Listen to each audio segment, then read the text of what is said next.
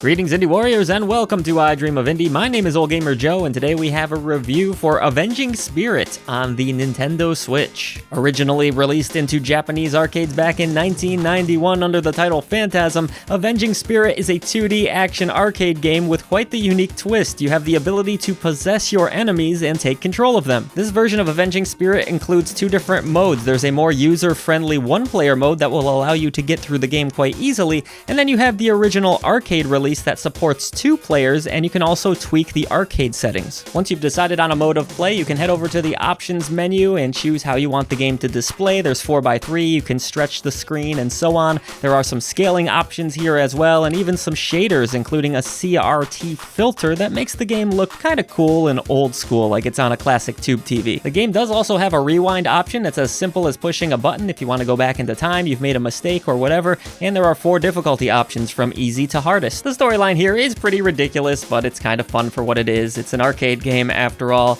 An older gentleman's daughter has been kidnapped. She's being held ransom as he has information on ghost energy that they really want. Not only was she kidnapped, but the boyfriend was killed in this encounter and is now the spirit that you will be playing as. Games don't get much easier to play than Avenging Spirit. You have 3 main actions. You can jump, you can shoot enemies, and you can possess those enemies. The first thing that you'll need to do is find a body to possess. Once you do that, you'll notice that you have 2 life bars. There is a life bar for whoever you're possessing, and then your overall energy bar is there as well. You will eventually be ejected from these bodies if they take enough damage, and then you'll quickly have to find a new host. I say quickly because your main health bar is draining the longer you remain in spirit form, so it would be best to find a body as soon as possible. The cool thing about it is that depending on which character you possess, you'll find that they have different attributes and they play a little bit differently. So this gentleman in the green suit has kind of a standard jump and standard shoot, but you might come into a ninja's body who's a bit more swift and has a different attack altogether. Or there are characters that can jump way higher than that. There are Dragon Ball style characters that shoot, I guess, sonic booms or kamehamehas, whatever you want to call them. I just thought this was really unique and interesting, especially in a time period back in the early 90s where everyone was kind of trying to copy one another and do a lot of the same things. Though I guess that still happens often a lot today, doesn't it?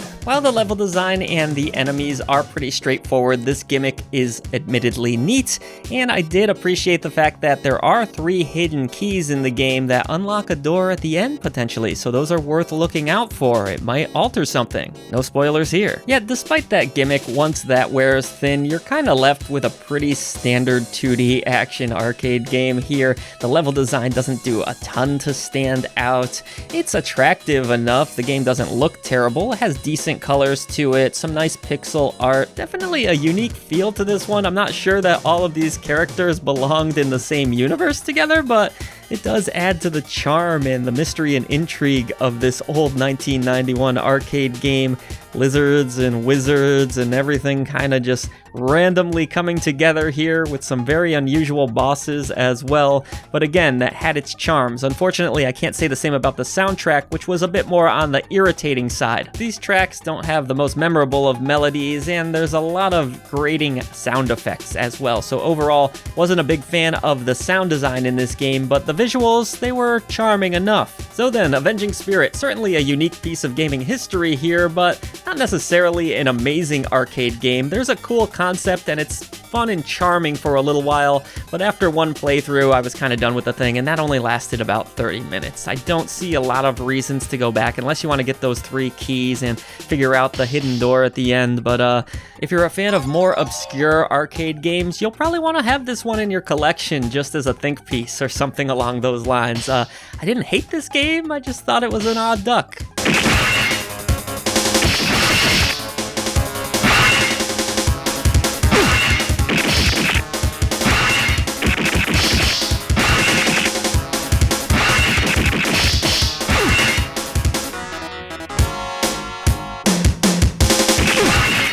Thank you so much for supporting clickbait-free content here at I Dream of Indie. We can't possibly make it without you. We would now like to take a moment to shout out our brave indie warriors that support this channel through channel memberships. At the Indie Warriors tier, we have Bill, Adriana Amato, CJR, Julian Kolbis, Ray Lynn, Marky Mint, Dave Harp, Peekaboo, Lex Noyle, Christian Cruz, PSC, Solaru C, and Chic Geek. At the Indie Legends tier, we have Nathan Moore, Skepticism, Mitchell Hall, Jen Rose, Chris Jackson, Mr. W, Blue Francis 14, The Beefarinis, Business Cody, Chiron, Jace Glover, King of the Hatch, Ophidian Mind, Lord Metroid, Seacoil, and Larkison. Thank you so much for all that you do for independent developers, publishers, and for I Dream of Indie. Everybody else head down to the description box below. Let's defeat the gaming echo chamber and bring a voice to the voiceless ones in gaming.